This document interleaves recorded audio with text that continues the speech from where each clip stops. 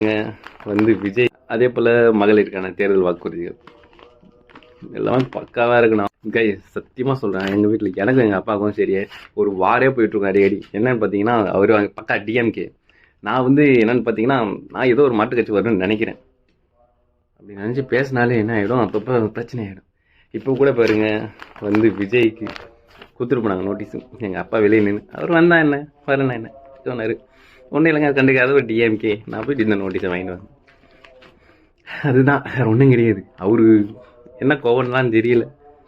அவர் DMK அந்த இடத்துலேருந்து இருந்ததால் விஜய் பார்த்தாலும் இப்போ எரியிறாரு, செம்மையாக எரியிறாரு.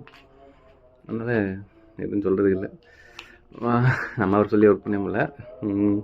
அதே போல் மகளிருக்கான தேர்தல் வாக்குறுதிகள் எல்லாமே பக்காவாக இருக்குண்ணா. ஒன்றுமே பிரச்சனை கிடையாது, சூப்பராக இருக்குது இதெல்லாம் தேர்தல் வாக்குறுதியும்.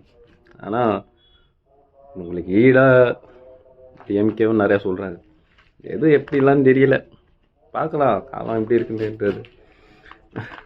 என்ன எதுவும் சொல்ல முடியல, எல்லாம் ஒரு மாதிரி நடந்துட்டு இருக்குது.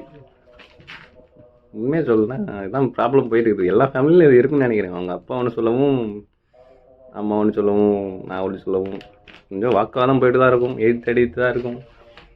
ஆனால் பார்க்கலாம், நல்லதாக நடக்கும், நல்லதே நடக்கட்டும், வெற்றி நிச்சயம். பார்க்கலாம்.